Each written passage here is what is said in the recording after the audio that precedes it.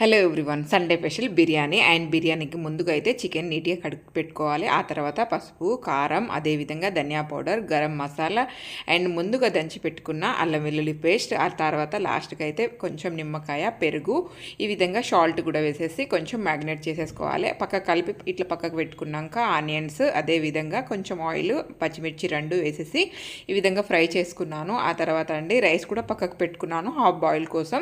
ఆ తర్వాత అలా ఆనియన్స్లో ఈ విధంగా ఎల్లిగడ్డ వేసేసి ఆల్రెడీ మ్యాగ్నేట్ చేసుకొని పెట్టుకున్న చికెన్ని కూడా వేసేసి అండ్ అది కూడా కుక్ చేసుకున్నాను. అండ్ ఆ తర్వాత ఒక లేరు రైస్, ఒక లేరు ఏమో చికెన్ వేసేసి ఈ విధంగా అయితే దమ్ చేసేసాను.